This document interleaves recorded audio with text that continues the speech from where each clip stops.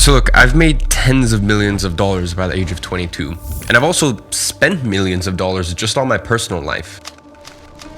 And that's why I'm compiling a list of the 7 best purchases you can make in your 20s. Now look, this isn't going to be some typical list where I tell you guys to get a Roth IRA or to invest in knowledge. Because quite frankly, those things are true. It's good vanilla information, but you're going to hear it just, re-spewed by 101 different YouTubers online. I want to personally give you the best purchases you can make from someone who, as I said, has actually spent millions and millions of dollars on their personal life, so I can tell you what's worth spending money on and what's not so wise to spend your money on. So if you want a list of the best purchases, which doesn't sound like just a mashup of 3 of the most popular self-help books, this is the video for you. Now here's the truth. Your 20s is for becoming a man of substance. I would say that the main focus needs to be building yourself up financially, making money. But here's the thing, you could make $1 million a year, but if your career and your work entails you sitting at your desk for 365 days of the year, you need to understand that doesn't make you a brilliant character. That doesn't give you any stories to tell in the future. That doesn't make you a man or a person of substance. This is why the first best purchase in your 20s is traveling. You need to understand that the world is more than just your city. And this is where I absolutely love roasting Americans because, I get it. Like America is kind of a little isolated. You got, Mexico, I guess. You've got some of South America. But, for most Americans, a lot of them have never left the United States. I believe that's Africa? Nope. That would be Asia. No, that's Africa. What is this? I don't know. How about this? I don't know. Nope. This?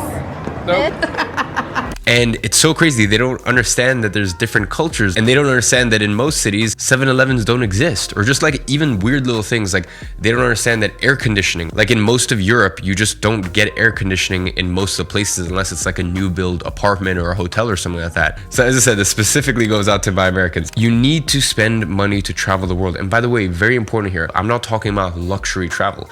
Luxury travel is nice, and for sure I do a lot of it, but that's not where character is built. I'm talking about the times where you go to remote countries, where you integrate yourself in the culture, where you go trekking, where you, as I said, you really speak to locals and you really start to understand the different cultures, all of the beautiful cultures around the world. Please never ever let someone tell you in your 20s that it's smarter to excessively save and penny pinch compared to spending a lot of that money on traveling. I'm not saying be irresponsible and, blow 80% of your income on traveling. That's not what I'm saying. What I'm saying is you need to do it within reason. No matter what situation you are in life, you should always be saving at least 30%, saving/investing 30% of everything you make at a minimum. When it comes to saving and investing, I actually save 70 to 80% of everything that I make. But if that is the case, then go spend money on traveling and also try to go travel places where you can still run your business or your online side hustle or, whatever it is that you are doing. By the way, speaking of making money online, I guess it's just because I've been running online businesses for 6 years, ever since I started my first business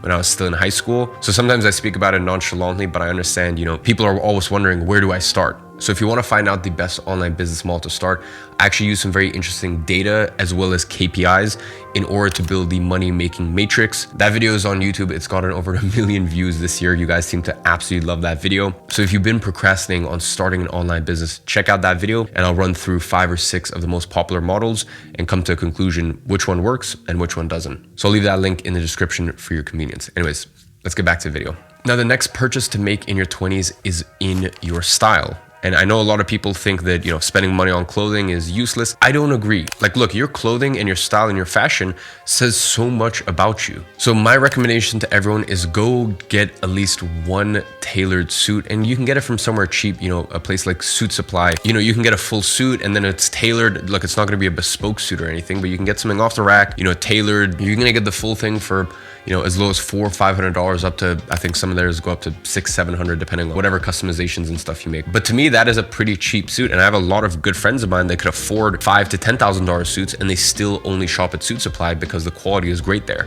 Once you start making a bit of money, go take $1,000 and rather than spending it on just some stupid Louis Vuitton or Dior or any of these big, bold brands that just make you quite frankly look like I'm just gonna be honest, those brands, when you've got big brand names, Gucci and Louis Vuitton or like Balenciaga, it's just so obvious that one of two things. Either you're someone that is lower to middle class that is wanting to appear rich, and that's just what it is, I'm being honest. And by the way, when I say this is coming from someone who grew up with a single mom, extremely poor, and I wish I could say I was just a genius and I had tons of motivation growing up. No, like, I'll be honest, I started my businesses out of pure desperation to try to take care of me and my mom. So when I say this stuff, I'm not trying to judge you. I was there. So it's either that or someone who makes a lot of money, but they're just not confident in themselves. So they feel like they need to have these big brands and everything, to validate that other people know that they have money. Rather than doing that, go to some good brands, go get, your essentials, go get a few nice t-shirts that fit really well on you.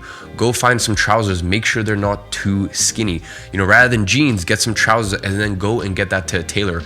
Most people don't realize, but to get items tailored, it can cost you anywhere from $20, $30, maybe $40. I would much rather have, rather than a $400 article of clothing that hasn't been tailored and fitted correctly, I'd much rather have a $50 article of clothing and spend $30 on tailoring.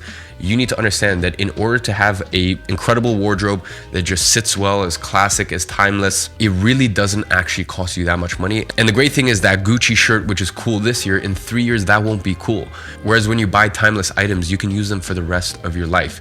Now, you might be wondering, why am I saying all this stuff? The reason I say this is because you are treated differently depending on the way that you're dressed. Look, your confidence will go through the roof when you are dressed well, when you present yourself well to the world. Now, the next best purchase you can make in your 20s is the tools necessary in order to build a high income skill that will then serve you for the rest of your life. I'll give you an example. For me, when I was 15, I took some of the money that I made from my first ever side hustle when I was 14, and I used that to buy a camera. So I used that to learn photography, videography, and that led into me doing client works. And then that eventually led into me having my agency, which was the first business I started when I was 16. I was a creative agency for a year. And then from there, I transitioned into more of a performance marketing agency. And even still to this day, even in my position where I make over $10 million a year between all of my businesses, and that's not revenue, by the way, that's post-tax income. Obviously, a lot of you guys know, I live in Dubai, so I don't pay tax. And although that's a monumental sum of money, there's so many little skills that I've picked up over the years. There's so many high income skills that I've picked up over the years that, like, if I lost everything, literally everything, I know that I'm always fine. And that's just like, it's a cool thought. Let's say you want to learn sales, for example. A lot of people, they just buy sales courses and stuff like that. I recommend you take improv classes. I recommend you go to public speaking classes.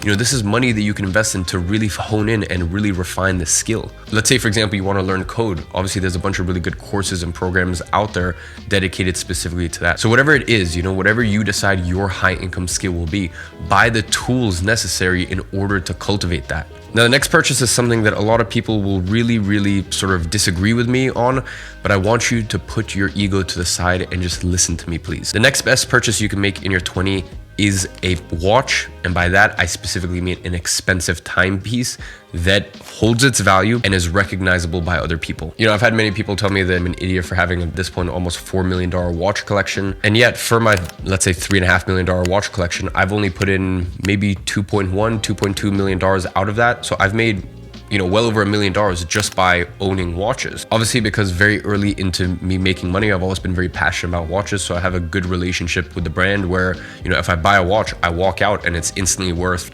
substantially more than I paid for it. You'll start to understand this over the years. There's a difference between spending money and parking money. For example, there's a lot of watches out there where, let's say you spend $10,000 on it and you walk out the store and it's worth $6,500. I don't recommend you do that. That's not a smart financial decision. What I'm saying is that $10,000 watch you want, let's say, you walk out the store and $6,500. Well, then I recommend you get it from the open market and you buy it for $6,500 because it's towards the end of the depreciation curve as is. So I recommend buying a luxury timepiece for everyone watching this as long as you have $30,000 liquid or more. Because look, for me, you could have $30,000 in the bank, or you could have a $10,000 watch and then $20,000 in the bank. But having that money in the bank gives you absolutely zero benefits. And whether you like it or not, whether it makes you upset or not, whether you think, oh, the world is superficial or not, The world is the way the world is, okay? So you just gotta deal with it. There are insane benefits of having a watch, and not only, having a watch, a specific type of watch, First of all, it's instant status. It's also conversation starter with other people who are watch collectors and into the watch world. And immediately it sort of sucks you and it pulls you into different groups. I'm just being honest with you. If a client sees that you have a $10,000 or $15,000 Rolex on your wrist, it's literally instant status. It's more credibility. And I know it sucks. You're like, why is the world like this? It's just the way it is. So for me, it's much wiser to have your money in watches than it is to have it sitting in the bank account just doing nothing. Now, for some of you guys, you have gotten yourself into sticky situations where you have way too much debt. And I'm not talking about the good kind of debt where, you're using the bank's money in order to make more money. No, I'm talking about the crippling ultra high interest rates when it comes to things, for example, like credit cards. If you are late on your credit card payments before anything else, this should be your number one priority, because the interest rates that you're being charged, it's not like you're going to get an outsized return investing compared to, as I said, the interest rate that you're paying with a lot of these credit cards. So your number one focus in life should be paying off those debts as quickly as humanly possible. Credit cards, if you don't know what you're doing, will be a living nightmare and will literally ruin your life. As horrible as it sounds, these people that are financially irresponsible subsidize all of the benefits. For example, in my case, between my personal account and the different businesses, just my Amex points alone, I get something like 20 or 30 first class flights a year. I fly $10,000 Emirates first class flights all the time, and I basically never actually have to pay for them. It's great. But as I said, the only reason that's possible is because all of the benefits I'm receiving are subsidized by the people that were financially irresponsible. And it's really sad to see, and I can just imagine how crippling it is and how daunting it is for people that are suffering from credit card debt. So compared to everything else I've mentioned here, paying off your credit card debts is by far the best thing that you can do. Now, the next best purchase is something that you're not going to hear from many people, and the next purchase that I recommend you make is a coach in a hobby that has nothing to do with making money. Look, let me tell you something. Back in especially 2017 and 2018, when my business started to really take off and I was making really good money.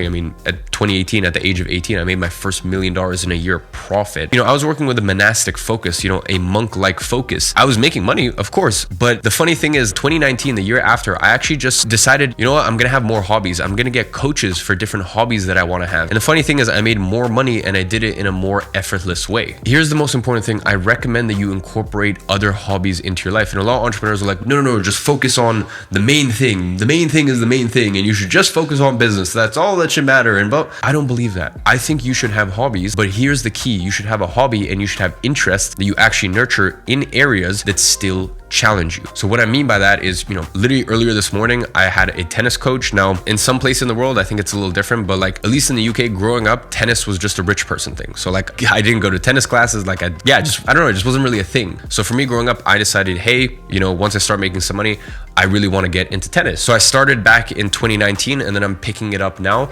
I've spent an hour and a half multiple times a week playing tennis. And I can tell you, when I sit at my desk, I feel more motivated. I feel more disciplined. I feel more excited for the day, because I'm like, I've already challenged myself in something outside of business. A large part of it as well is going through the phase of sucking, right? Because the thing is, you guys will get to a point with your business where you're actually really good at it, right? You're really good at it, and you don't experience that feeling of I'm stuck, or I feel as though I'm not competent, or I feel as though I don't know what the next step is. So I think it's really important in your life to actually have things where you're a beginner and you're trying. I had this experience maybe 9 months ago or something like that.